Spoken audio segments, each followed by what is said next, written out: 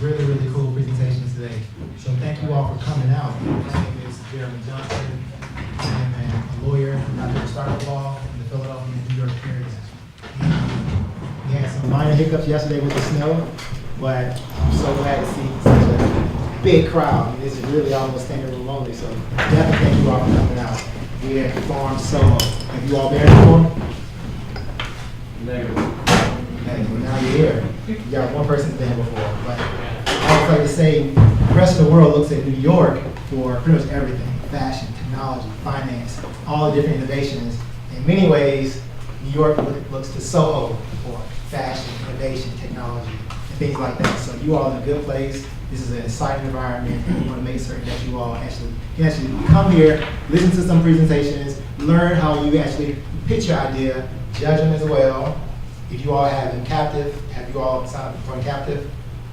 We'll work on that as well, so we'll get to it. But we're going to talk about everything. We have a presentation on artificial intelligence, e-commerce, the law, we have it all, so just stay tuned.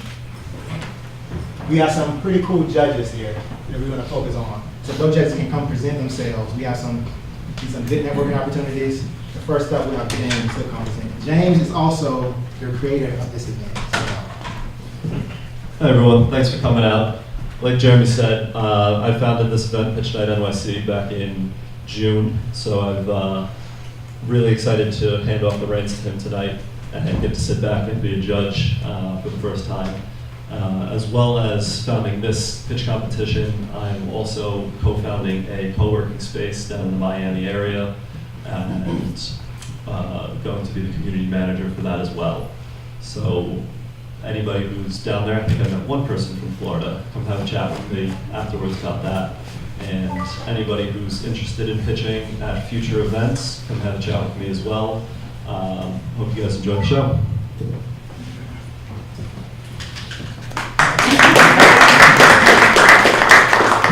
Hello, I'm Maria Gomez. I am an MBA grad, real estate broker, and entrepreneur, and I'm just going to keep it that short. Thank you for having me. Hello, my name is John Ace. I'm an angel investor. I do early seed stage companies, usually pre-revenue, pre-customer. I only invest in industries I know nothing about. I have done over 90 companies. I have 20 female founders.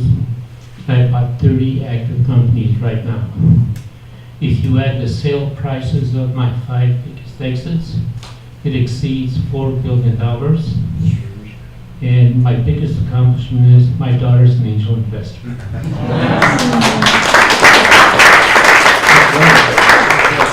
We're bringing it. We got judges with a wide range of experience. We're going to make sure you network with our judges, because if you have a startup idea, you can come pitch it here right in front of the angel investor.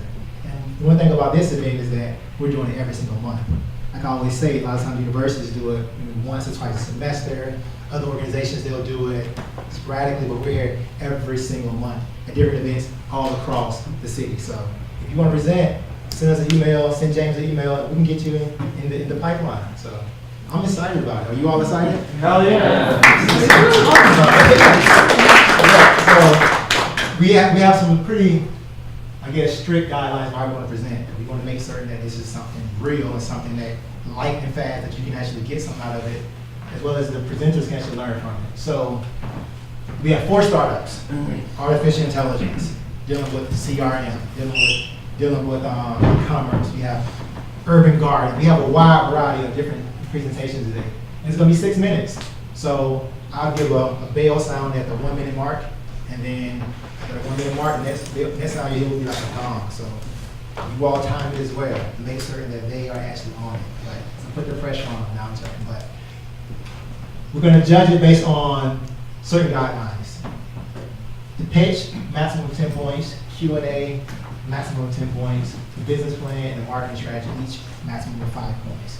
And we want you all to create an environment where they actually feel welcome.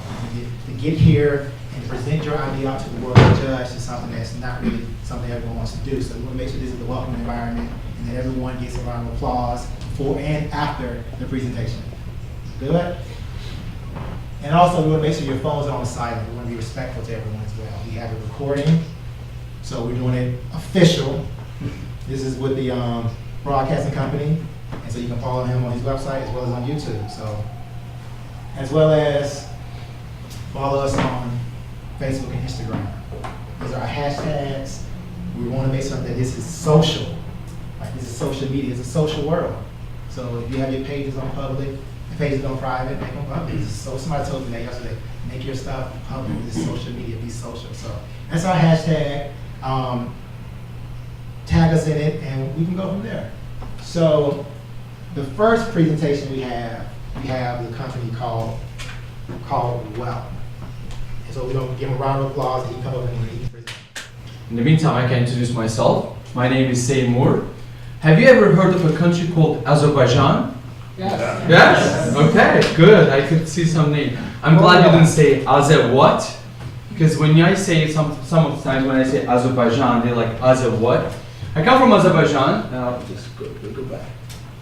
Well, we will come back to that in a second. As part of my job as salesperson for the SaaS company before, I've been to 32 countries.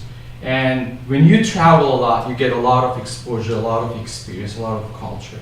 And when I came up with the idea, I did not jump into execution part. What I did instead, I went out to community and I started talking to businesses. I talked to retail, I talked to e-commerce, I talked to restaurants, I talked to businesses, and I asked them, what is one thing that stops you from improving your customer service? And I asked one question, but the answers were different. People said, oh, it's too pricey. There are so many expensive platforms, like, the big ones. I'm not going to name them. And then they said it's too inefficient to handle multiple platforms. And then they said we don't have enough staff, we don't have enough human resources. So there was one question but multiple answers. So I came back with all this and I did the second thing. I started shopping on LinkedIn for the team. We have an amazing team, and because people always come first. Projects pivot, projects come and go. You can lose, you can fail, but people always come first. That's our main strategy. So what is Well? When we came up with the Well is an AI-powered customer messaging platform for businesses with payment gateways integrated in it. What does that mean? That means as a business owner, you can talk to your customers on messaging platforms, and you can easily and instantly generate an invoice and accept payments in 180 currencies. Now think about the potential of opening up to the world, accepting payments in 180 currencies. Now, the competition is tough. The market is saturated, but we have several key points that we stand out from the competition. First of all, many companies similar, they claim that they are multi-channel. We are omni-channel, and I will show you in screenshots what that means. We're also conversational, and we have customer service, and we have built-in CRM into the platform where companies don't have to spend large sums of money on CRM anymore. We also have payment gateways integrated into the platform like Stripe, PayTax, PayLike, EasyCo, and so that businesses across the world can actually accept payments. Now, what it solves inefficiency, it helps you retain your customers, and it also helps your customer service people become salespeople. Now, through the messaging platforms, now they can actually sell or upsell. We'll come to that in a second. I want to focus on three main features that we do. In a platform, we combine three major features. Number one is that we combine and unify 14 platforms of customer service. That includes call, SMS, email, Facebook, Twitter, Viber, Telegram, WhatsApp, which is very popular across the world, except the US, because US has free text messaging. We combine all these channels, and currently we have about 100 customers across the world. The feedback we hear from them specific about this feature is that it optimizes their efficiency up to 35 to 40% of the customer service department. So, what else we did? The second feature was, like I said, integrating payment gateways into platform. Now, customer support people could instantly track the customer inquiry, understand the problem, and on the spot be able to sell or offer upselling opportunities. Think about a hotel. You go to a hotel, you start chatting with the hotel. Hey, by the way, I would like to book for one night. I think I will extend. Do you have a second night free available? And the hotel receptionist or the person at the hotel can say, I noticed you haven't booked the breakfast with us, but right now there's 10% discount if you book through the chat. Would you like to add that to your stay, to your reservation? So that brings another stream of revenue. We call it RPC, revenue per conversation. We also bring the team collaboration to a single place. You don't have to change multiple platforms anymore. What happens? I, as a customer support agent, can work directly with the customer, generate invoice, accept payment, and I tag finance team to archive and send the invoice or actually handle the payment as well. Well, that's already standard third-party integrations, right? That comes by default. So businesses using multiple platforms such as Dropbox, Google Drive, file sharing platforms, they can easily integrate. We have made it pretty simple so that with one click, businesses can integrate their existing platforms. Right now, we have about 90 plus customers. Actually, we recently reached the milestone of 100. And we have received from customers the feedback that their customer service optimization has gone up to 45%. And this is the size of the market. I have called it market validation, but it will be more appropriate to call it market size. Just only in the US, 15 million text messages per minute. Businesses need to tap into that area. Businesses need to actually start having conversations. Now, this is where our artificial intelligence comes in, because right now we have a 50% smart chatbot that we call it hybrid chatbot. It handles the conversation. The moment it does not understand the question from the customer, it seamlessly hands it over to the customer support agent. Well, we can talk about the question and session answer. In the last quarter of 2018, we brought about $19,000 net revenue, net income.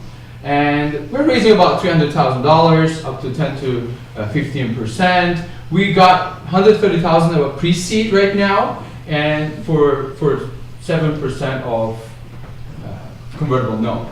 So yes, this is our financial projections. Right in the third year, we're planning to reach about 1,500 seats, 1,500 accounts in the platform. Right now, we have about 230 accounts from 100 customers, 100 businesses. Some of the customers are across the globe. You can see Coke, they are using in Azerbaijan. Formula, they're using European Bank, is using in Central Asia. So comparison, you can look at the big players. Yes, Intercom is very popular. They are unicorn. We hate them, we love them. It's a love and hate relationship. The reason we hate them is they are our competitor. The reason we love them because we learn a lot from them. Gladly is focusing on the humans, and I'll be happy to take your questions as well. Thank you very much for listening to me. That was great. No, hopefully. That Am I standing here for the questions? Yes. Okay. But artificial intelligence, one thing I love about artificial intelligence is that it is here, it is now. People think it's something fantasy, they think it's something that's gonna be 20, 30 years from now, and it'll get more sophisticated over the decades, but it is here, and it's room for every single person, whether you're coming from a finance perspective, from a technical perspective, or even a legal perspective, there's room. So everyone in this room should be thinking about how they can take advantage of artificial intelligence, because it is something that is not going away anytime soon. 30 years from now, we're going to be wishing that we got on it, just like people were, I wish I started one of the first internet businesses. Now it's your time. You can come here and pitch your idea here. So we have some judges who are going to do a Q&A session, and then we'll go from there. Absolutely. Thank you. All right, so the first question I have is, you said that you are able to process in 180 currencies. Yes. Can you elaborate a little bit more on the how you're able to do that and what kind of commissions or FX spread you're making on the currency transactions? How big is that to the business? Excellent. That is the difference between Intercom and us, is that Intercom is going in the customer support direction, web applications. We are going in direction of fintech, messaging blended with the payment. That's what we are doing. And right now in the market, there's no one doing that. There are two questions. Number one is, why there's no one doing that, and is that a curse or blessing? And we believe it's a blessing.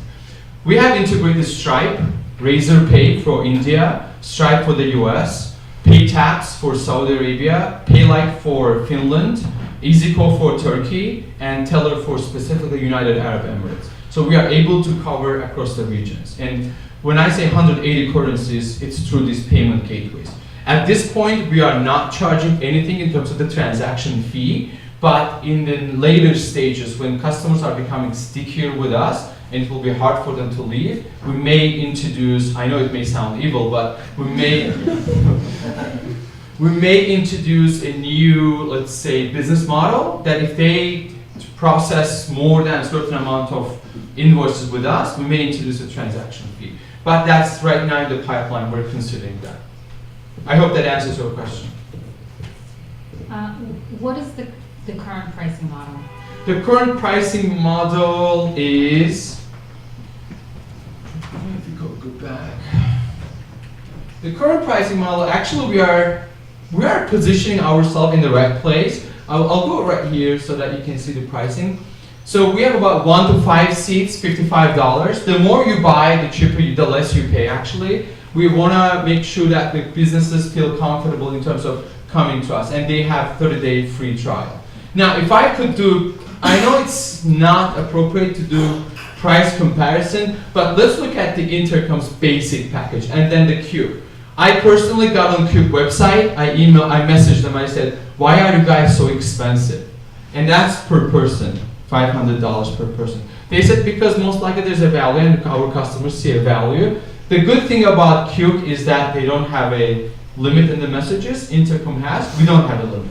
We want to make sure that small and medium-sized enterprises, businesses can start reaching out to customers through the customer's favorite platform. If you are using SMS and I'm using WhatsApp, the business needs to handle 2 platforms if the business wants to talk to both of us. And our platform simplifies that. I hope that answers your It does, question. thank you. Thank you. I think I saw you at Startup last night. Yes, I saw you. Okay, Yes. very good. I actually came here for you. Okay, thank you. Just Can you that was a bad joke, I'm sorry. tell me, what do you think is your typical customer? What's the profile of your typical customer you're going after? I'm glad you asked that. It's the biggest challenge right now we're having. As a startup person, I'm having the biggest challenge. I'm trying to understand who is that niche customer that I need to attack aggressively. Because in the countries that we have reached out, we have customers from banks, local banks, we have insurance companies, we have travel agents, we have furniture store, we have retail, we have e-commerce. But we're trying to understand who's that specifically customer persona, and that's why actually we are at Startup, at the Accelerator program, so that we can go after that. Now, at this point, it seems like it could be banks, because we have the automation with the smart chatbot, but it needs a little bit of support from investors in terms of the name, so that the banks start trusting us. It also could be startups that they don't have money to pay a lot of fees, like you saw the prices for others, so that they can use us. So I would say, in short, I would say the SMEs, small and medium-sized enterprises, that have customer support team from 1 to 5 people, and I want to go specifically after the banks because they will start processing transactions, accepting the loans or issuing the loans, accepting the monthly payments, things like that. That's a good approach, going after the bigger people. They have some embedded systems, and replacing an embedded system is very, very hard. Yes, that is a challenge for us. Like I said, it's a work in progress. That there are certain things I know very well, certain things I don't know very well, and I'm learning. Now for the bad news. Sorry? Now for the bad news. The bad news. Okay. Is it from you? Yes, for me. Your presentation was decent, but at the beginning, too much intros. Oh, okay. I had trouble staying through it, and I didn't know if I was going to survive. I thought you were gonna say your presentation. I thought you were gonna say your presentation was nice, but you were bad. I mean, that's a good feedback. I'll take it. But thank you. I will try to cut the intro a lot. Thank you. Other questions? No? Thank you again one more time for your attention. I appreciate that. So it's important to realize that you are in a global world. This is dealing with transactions, all types of currencies. And the next speaker we have is called the Night Market. He's dealing with processing transactions and taking part of really this world. One thing I like about New York is that I'm from down south. I'm from Georgia. One thing I like about New York is that it's an international city. People from literally all over the world, and you can meet people from every culture, every perspective in the world is in this city. And we'll make sure you take advantage of all the opportunity that New York City has to offer. And we're one of those resources that you have, so you can practice pitching your idea, because you have to pitch your idea. No matter if you're doing a friends and family round, you want to make sure you treat them with respect and pitch them properly. Angel investors, VCs, you have to learn the art of pitching. And the next guy we have coming up is the Night Market. All right, while he sets up, my name is Burkett Botti. I'm a Rutgers University graduate, now an iOS engineer, and the founder and CEO of the Night Market, LLC. I actually have 2 products to try to squeeze into 6 minutes, so I'm going to do my best. All right, so what the Night Market is an e-commerce solution for users who are not just interested in buying and selling, but also trading and doing it safely. Right, so what you'll see on the screen, a prime example would be an item that's listed for sale and trade, for sale, and for trade only. All right, so how I founded this product. I interned in Thailand, and I attended a real night market, which kind of went hand in hand with my alma mater, Rutgers University. I was a senior at the bookstore, and I was exchanging some books, which most college students experience. They pretty much give you back about 30% of what you paid. I had to take a really tough bio course, which the books was about $380, and coincidentally, there was a girl behind me who said, "Hey, I have to retake calc. How about we swap it?" And I said, "Hey, what do you want for the book?" And she said, "Nothing." And I go, "Wow, I'm walking back to my dorm, and I said, wow, every student should be able to do this." And I came up with the Night Market. The name did stem from when I went to my internship, and I got the name and registered the business. So I was successful enough to put a team together in the last 2 years. Myself, David, John, and Paul, who's doing most of my IP stuff. My board of advisor, Mary Fernandez, who was AT&T Innovation Labs. Joseph Luzzi, who was successful enough to exit 4 tech companies. And Jeff Benton, who's a former governor of the New York Stock Exchange. Just a little bit about the market. Right now, we've actually taken out all of our payment gateways and made the app completely free. Right, so we wanted to generate userships and just keep it consistent retention for our users. So that is a market in terms of spending, but we're actually not targeting in terms of revenue currently. All of the designs that you see here is done by me. So my magic genie is actually myself. Believe it or not, there's not an e-commerce app that has a genie relative to your wish list, which is kind of weird. And I found that out, so I actually designed a genie to actually represent our wish list. So 4 problems that we're trying to solve is cost, overall spending for college students, incidents of robberies, attacks, murders during in-person transactions, which I'll get into in our second product. Delivery is a C2C, which I will probably not get into in this pitch. There's a lot more details that go into it, but it's a future product that we're actually working on. Foot traffic for local businesses. We are an e-commerce app that actually helps generate users to get to local retail stores, believe it or not. And I'll explain that in a bit. Successes. So we're providing a way to trade to save 100%. So swapping a book costs you nothing at all. We have no fees attached to trade because it's kind of hard to value a book versus a computer, right? If you think it's worth $1,000, you think it's worth $1,000. We can't put a revenue in between that. Safety, we actually just developed a product called the Night's Watch. So if you're a Game of Thrones fan, we actually grabbed that off. Believe it or not, they don't have that trademark, and which we're actually going after. Delivery, like I said, we'll skip that for today, and foot traffic we'll discuss as part of our revenue model. App history, we put out a beta in 2017 at Rutgers, and it was outstanding what we did with guerrilla marketing. We did a lot of flyering on campus. We were successful enough to have 1,400 users, and with $4,000 in transactions in the first 3 weeks of school. It was literally me and one other guy just running around campus, just throwing around flags. So it worked out pretty well. What I've done, I should redesign the app from the ground up. Sorry, can you guys hear me pretty clearly?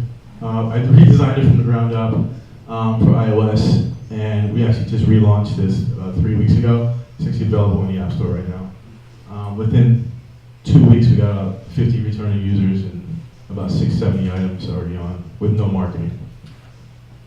What's new? We decided that we should look at all e-commerce apps and see what's missing. Sorry. One of the biggest issues is where to meet, right? So we actually took that and said, okay, we can make this a business revenue, right? If I'm located I'm actually near Montclair in New Jersey, why not find a location that's suggested to me that I can meet that we consider safe, right? So a Starbucks or Dunkin' Donuts, we think, okay, no one's gonna try anything stupid, right, in a Dunkin' Donuts or a Starbucks. So what we did was we took that and said, okay, well, we're gonna collect the data to see how many people are meeting at these locations. So we have a good amount. We can say, hey, Starbucks, if you want to remain the #1 place to meet in Montclair, you pay us a fee. So that's why we extracted the payment gateways, because we thought this could be a huge revenue generating model. iOS and Android. Android's actually ready. We're testing it now. We'll be ready to go next week. Safety. The Night Watch. So the way this works is pretty much, I'm meeting an individual that I have no idea who he is, and I'm a little uncomfortable. And I'm saying, hey, can I get everyone in this room to watch me as I meet this person? Right? Is it my mom, my brother, my sister, my friends? It's directly integrated into the Night's Watch. My transactions, anything I purchased is now in the Night's Watch.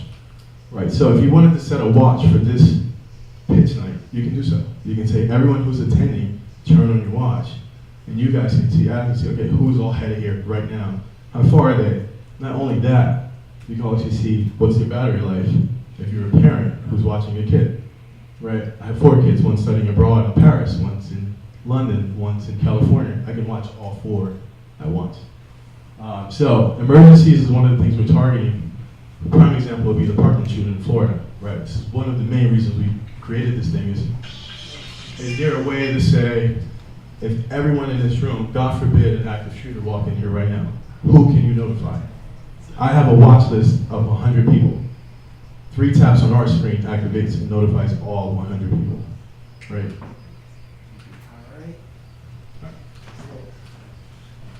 All right. So yeah, currently we're building the watch, the Apple Watch app, and the Night Market, the Night's Watch, and our delivery service will be our 3 products going into 2019 and 20. All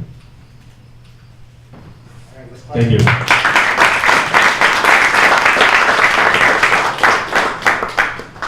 So let's clap it up. So we have some judges. We're gonna ask some questions and let us know your feedback. Also in the intermission, let all the presenters know your feedback as well. So. There's a lot of ways to exchange items, buy items. I mean, there's, eBay, you can get Craigslist. So why do you think you can survive in that environment?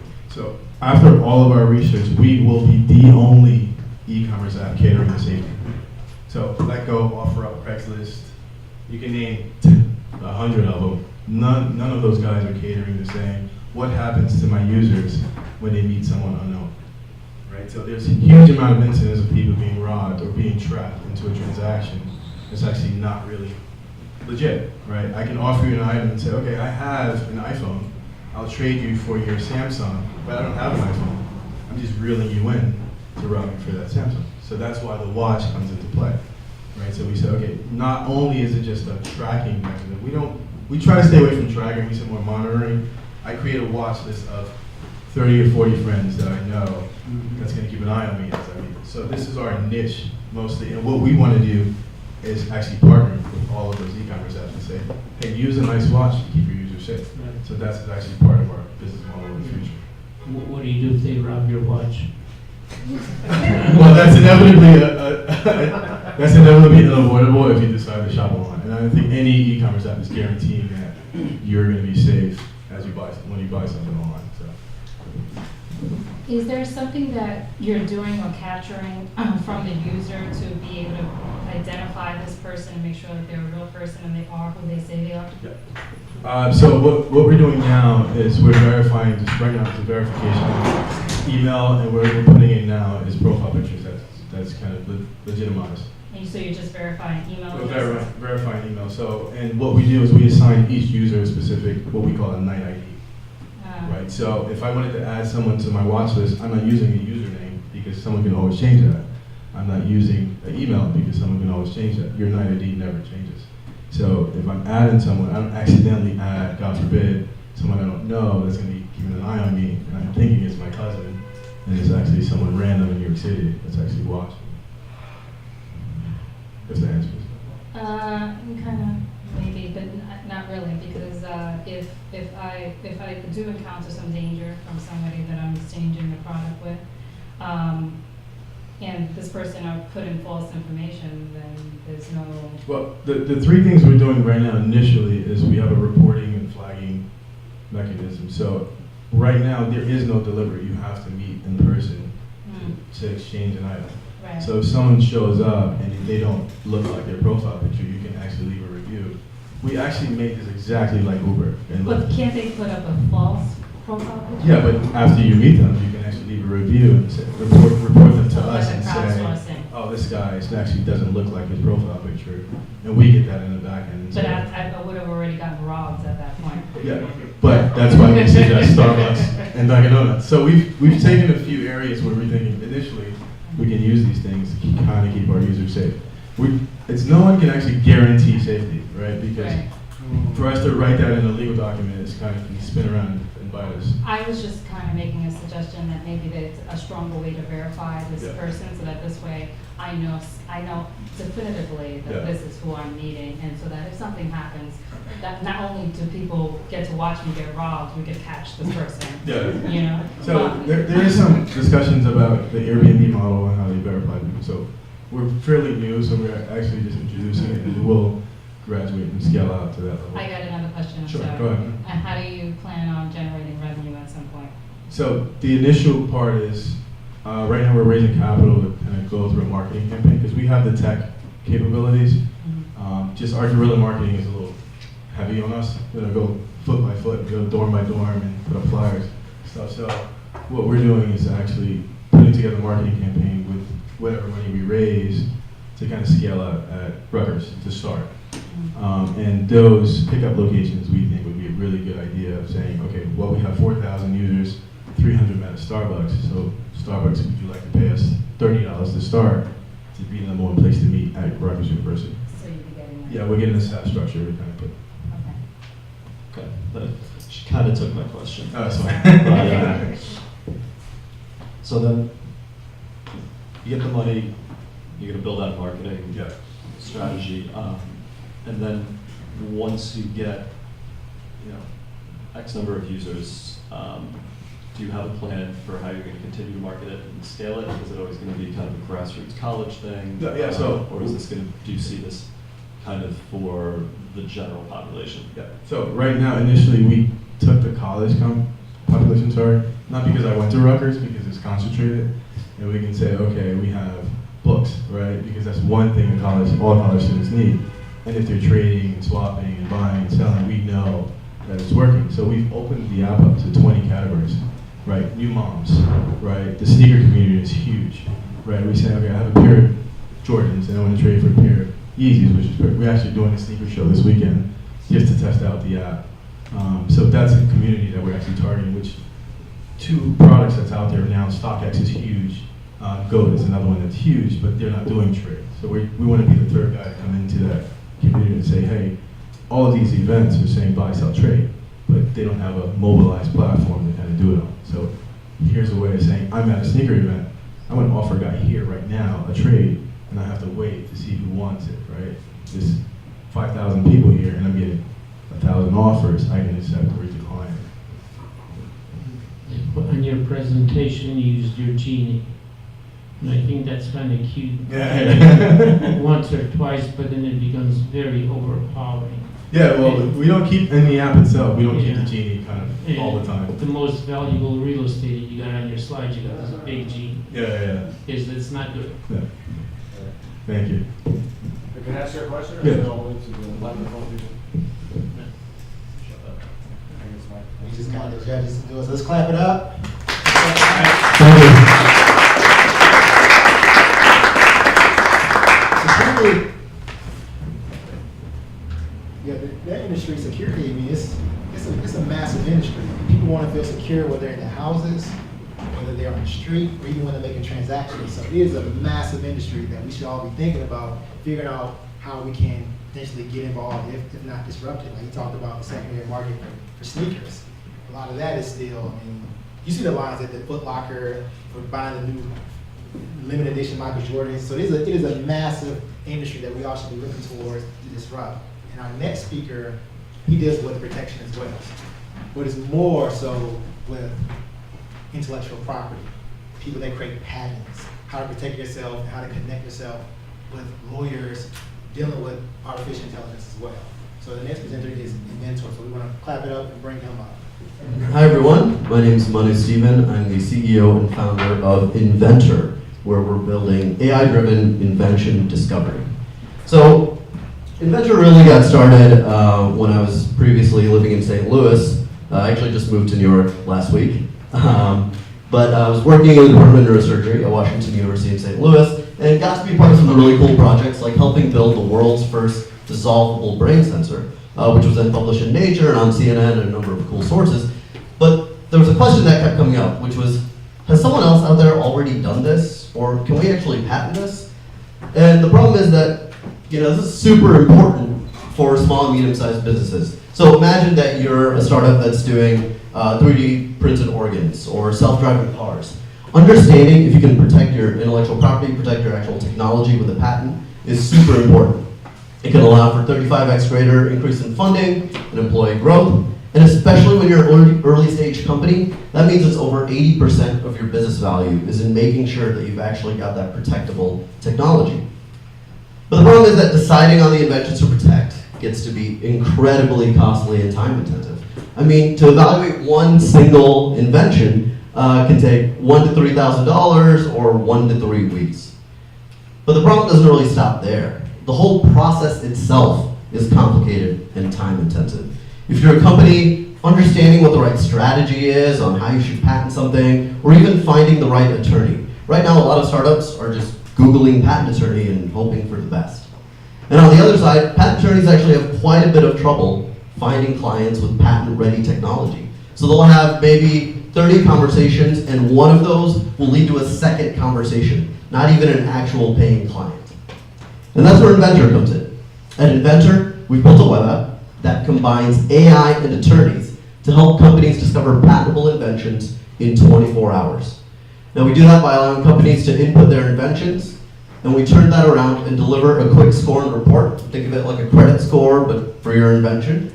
And then we connect you with the right attorneys and help you strategize so you can gain that expert IP insight. Now we're focused initially on helping these patent-intensive small and medium-sized businesses. According to the SBA, there are over 300,000 companies that are filing 4 or more patents a year, meaning they're spending over $1 billion on just that. And so that $300 million is what we estimate our potential revenue to be just in that initial market. And then as we grow to help not just these SMBs, but also individual inventors, attorneys, accelerators, and so forth. And then ultimately, we see a pathway into large enterprises. We see that being a much larger market. Now, there are a number of companies out there kind of in this space, but we see ourselves really straddling somewhere in between idea submission and patent analysis. But a lot of these companies are helping the Fortune 100s and the Fortune 500s of the world. There are very few companies out there that are really trying to help startups, and so we see ourselves pretty alone and excited about that in helping these early stage companies. So right now we've set it up where companies pay a single report fee, so per invention they pay a report in figuring out if they can actually potentially patent something, and then attorneys pay us to get qualified leads. And that's something that attorneys started approaching us about. So as we started helping companies, attorneys were like, wait, so we have all these conversations and we never actually find companies. You've got a bunch of qualified leads here. You've got early stage companies with some funding, they're actually paying you. And so attorneys are now part of the marketplace where now they want to pay us so they can gain those qualified leads. So we're excited to have some great partners and customers. We're actually partnered with the USPTO right now, where we help their patent pro bono program. What that means is that we help underserved inventors who can't afford legal opinions actually get those opinions. And so the USPTO pro bono program is using that right now in the Midwest, in the states of Missouri, Oklahoma, Kansas, Nebraska, and Arkansas. We recently came out of startup school by Y Combinator, and so that's been a great partner to have in both growing customers and advice and mentorship. And we're previously part of Sling Health, where we were able to help a lot of the early stage med device companies there. And then we've been able to help companies like Mercy Hospital Systems, which is a major hospital system in the Midwest, help companies out of Y Combinator like Zenflow and Spect, and then attorneys like Zeller IP right here in New York. We've got a great team driving this forward. Eric, who previously built a natural language processing system for Allscripts, where he was providing recommendations where doctors could get recommendations from patient charts. Donish has been a great advisor. He was very early on at Schoology, and we've got a great team of IP advisors, including Kirk Damon, who's on the USPTO National Council, and Bob Welsh, who actually helped build the in-house council at Energizer. I think what's most exciting too is that we've had a great amount of traction so far, 50% month-over-month sales growth from October through January, and we're on track to hit that in February as well. And we're actually in discussions with Booz Allen Hamilton, and now actually Deloitte and KPMG as well, to build an AI plugin for the USPTO. So the USPTO recently put out a government contract where they want to use AI to help patent examiners evaluate if something is potentially patentable, a lot of what we've already built. And so now we're talking to these firms as a way to potentially partner with them as implementation partners and work with the USPTO in doing that. And so we feel excited about this untapped sweet spot of helping early stage companies while providing lead gen for attorneys. Thank you.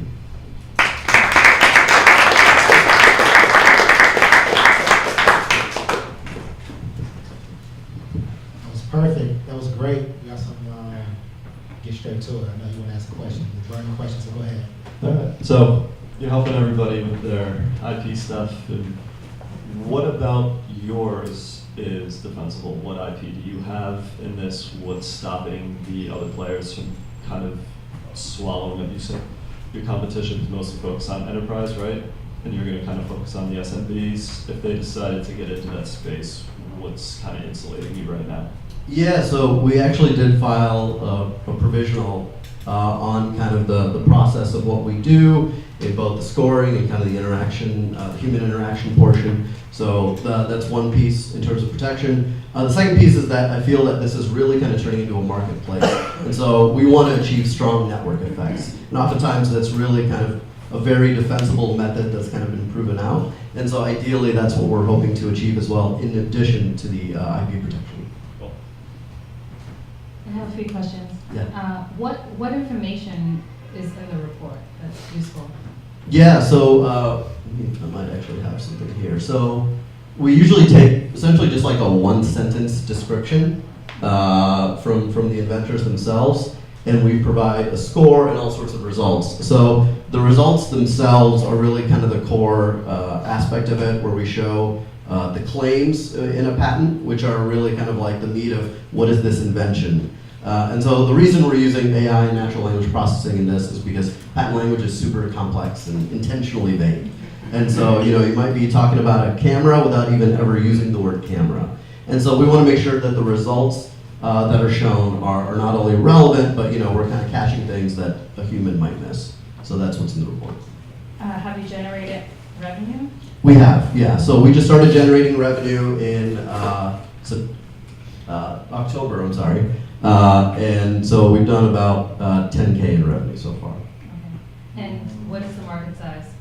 So the market size for these initial companies we see at about 300 million in terms of using our kind of current pricing on what that could be.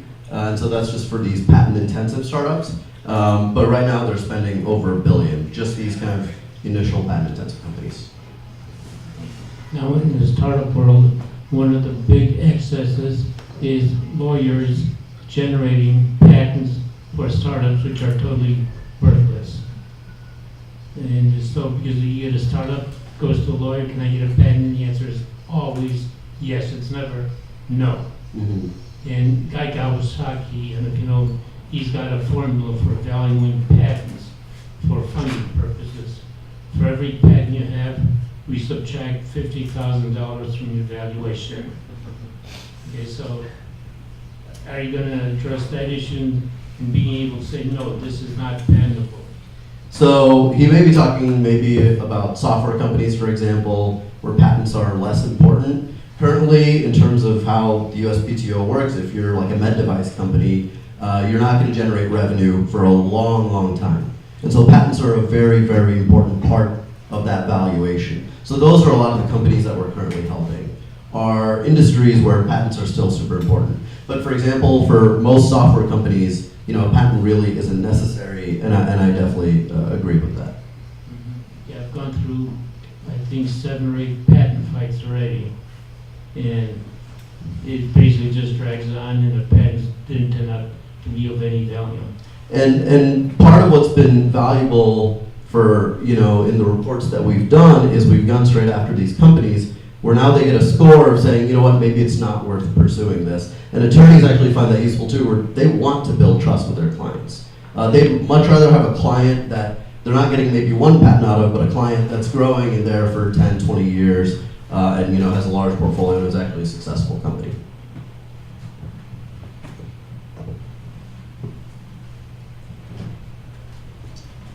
All right, let's wrap it up.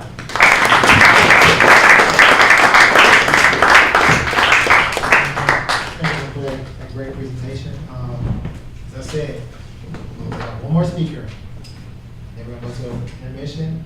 But we are at Forum, so thank you all for coming out. And we feel like it would be fitting, since we're at Forum, so to talk about something that's coming out of the ground, something that deals with farm, something that deals with agriculture.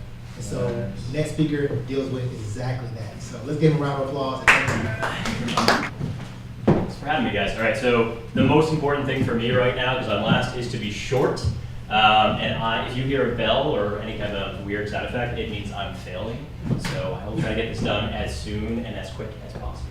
But I hope you're all enjoying it. That was really awesome. As someone who has gone through the process many times, we now have 7 patents.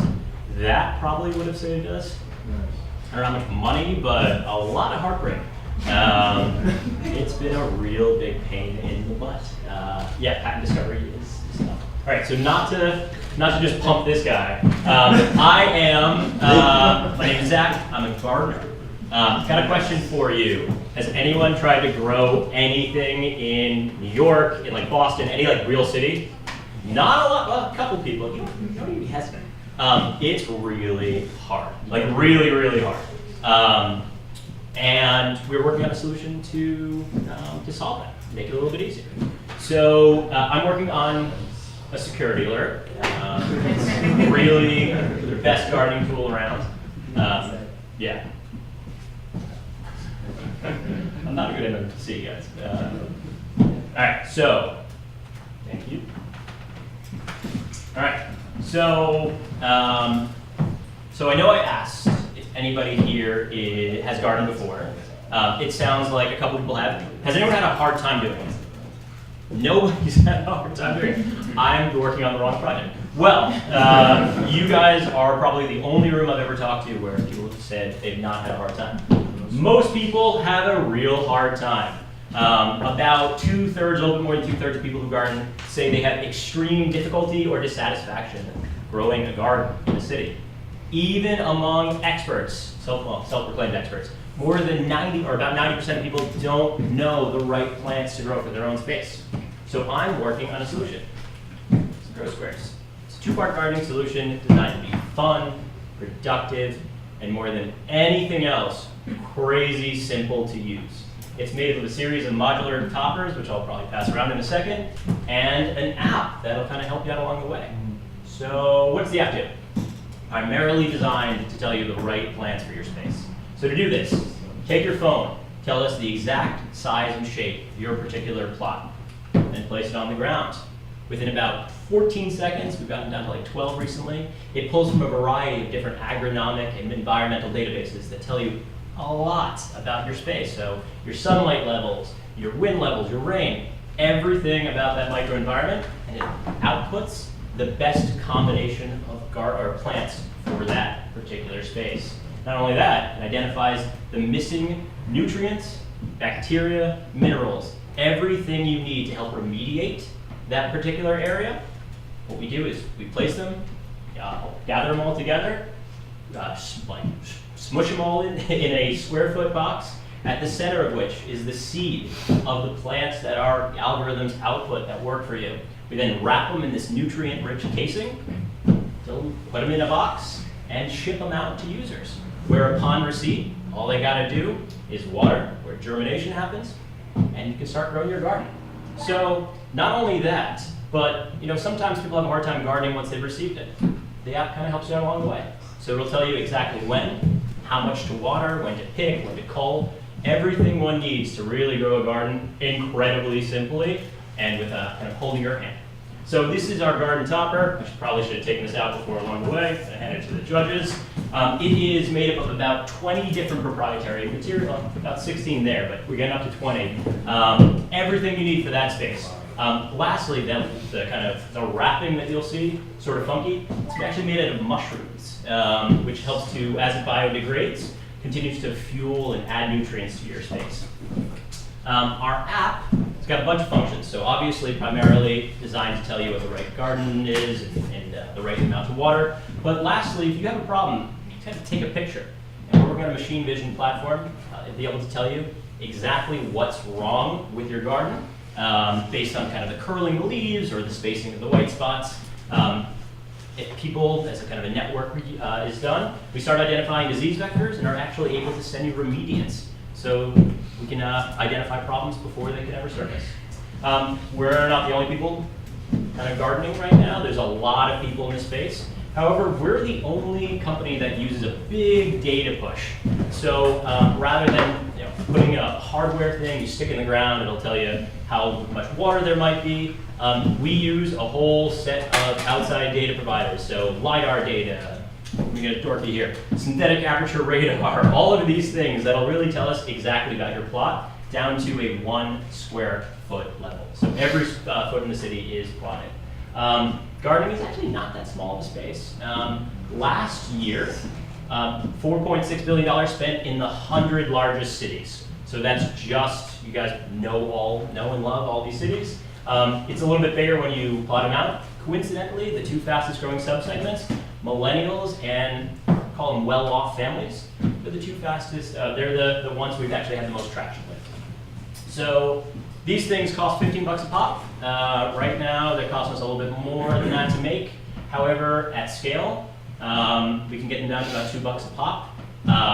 Material arbitrage play. Starting with sales, the $3.6 million this year, that represents the amount of gardens that have been ordered already. So we have about 18,000 different customers who've gone to do a pre-order or to express interest. On average, people bought or intended to buy about 12 of these things. So if we were to fulfill all these orders, we'd be able to capture about a little bit less than $4 million in sales. Formatting's a little messed up, but we've done 2 beta tests this past summer, one in Clinton Hill and one in Santa Monica. The most important numbers you'll see here are going to be the percentage of users that would buy again. So about 80% of people after using the app, after going through the process, wanted to buy. And you'll see about $200 a user. So that's sort of consistent with what our models are and what our reservation system is. Another thing that's sort of cool is it's New York. Right now, you can only use this about 1 time a year during the summer, but there are markets like Santa Monica, like Florida, like a lot of places where you can do it more than once. So we imagine average user about $200. Right now, we actually are live in another section of Venice, California. Affords me the opportunity to get there. And we're going to be launching another one in another beta test in San Francisco. New York comes April or May, depending upon the weather. And with any luck, we'll get to Boston. We've got, in those 4 cities, about 15,000 people who've signed up to use the platform. I'm going to pass this slide. Our largest investor to date is IKEA. We are raising $1.5 million. We're just shy of $1 million today. I should have probably updated that slide. And hopefully we'll close out the round in a little bit of time. Got a great team made up of engineers, developers, designers. We've honed our chops in a variety of today's kind of leading engineering and consumer product companies. I think we're the kind of best team to bring this to market. There's the bell. And bye, guys. I'm Grossforce.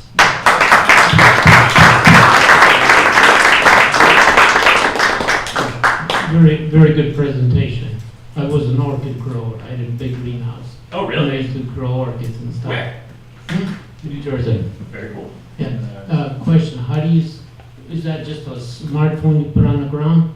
Or is it a device? So it's not a device. So we use outside data that tells us about your space. So the whole like put it on the ground thing, that's actually just a fun user experience. We don't actually need you to go over there. We just need to know your latitude and longitude. So that's You take out the customer. yeah. Well, initially what we wanted to do is calibrate using kind of the light sensor just to see if we were on a little bit off. But at this point, we've refined our model enough. Like you don't need to do that, but people still want to. And Okay. we're not gonna. Okay. We're not gonna argue. It's an improved user interface. Yeah, it's like cute and fun. I actually don't have any questions for you. I thought that was a great pitch, and I wish I had known about this 2 weeks ago because I just killed a basil plant and a honey tree. How is it right now? In New York, you're growing right now?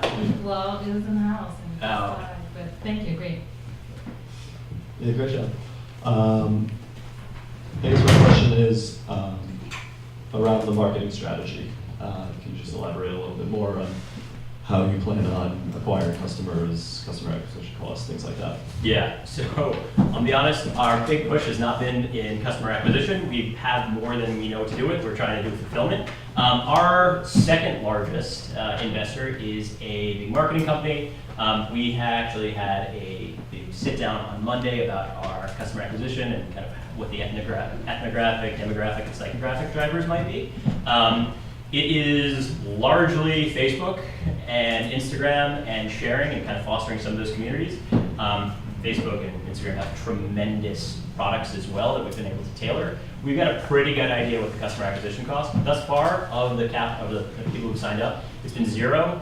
We do not think that's going to be sustainable at all. We know that kind of just chipping some of these off will get, it'll get a little bit more expensive, but we can kind of plot to the third year with acquisition costs not being terrible. I know I'm being sort of vague, but yeah. Where do you have this manufactured? Yeah, so we have two manufacturers. One is in upstate, the other one is in Rochester.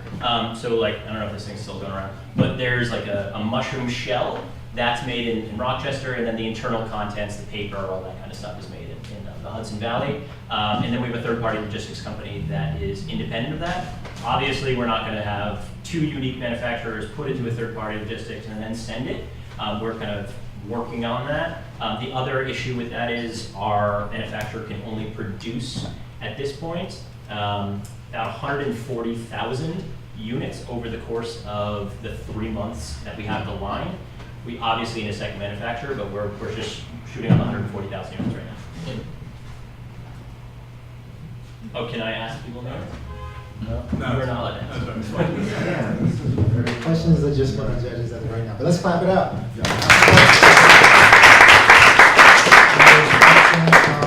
Food is everything. People are starting to question, what am I putting in my body? There's no longer, most people, really, I'm included too, outside of a grocery store, we really have no idea where our food comes from. So people are starting to question that and say, hey, wait a minute, maybe I can grow my own food. And companies like that are vital and necessary to help us empower ourselves so we can be more aware of what we're putting in our body. I've been a vegetarian for 2 years now, and it is absolutely important that we be aware of the stuff we put in our body. Just because the authority figure says it's okay, doesn't necessarily mean it's actually okay. But we're gonna take a quick break for some food, some drinks, the people with business cards, network, and the judges are gonna decide a winner. So give us a couple minutes and we're gonna get that together. Thank you.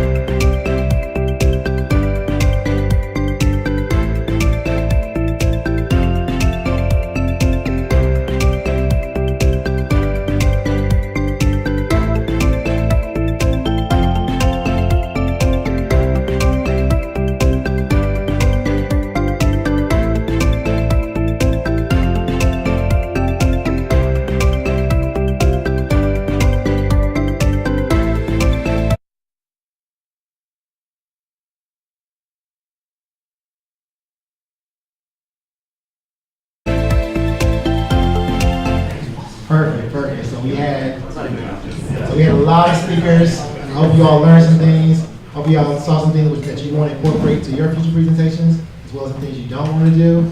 But we're excited to announce the winner. Who do you all think it is? The green blocks. Grow. Grow blocks. All right. The winner is Grow Square. Grow squares. Let's clap it up. Let's clap it up. Let's clap it up. We want to thank Strong Soho.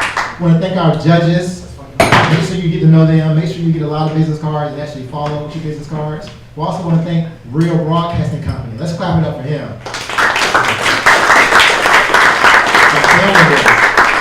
So James is going to talk about the different prizes that Grow Square won. Congrats, Zach. All right, so as the winner, you're going to get admission to HubSpot for Startups. You're going to get 750 credits to Seed Lawyers, 6 months of free premium mail jet services. You're also going to get a 1-hour consultation with Slide UX, a leading UX design firm. And you're also going to get 6 months free to Effortless for accounting software, and 1 free year to Incaptive's presentation software. And for everybody who participated tonight, you're also going to get 450 credits to Seed Lawyers, 3 months of premium free mailjet services, and a 1-hour consultation with Slide UX, as well as 6 months free to Effortless. So thank you to our partners for providing all these services. They're very useful. I suggest you guys take advantage of them for sure. And thank you guys for coming out.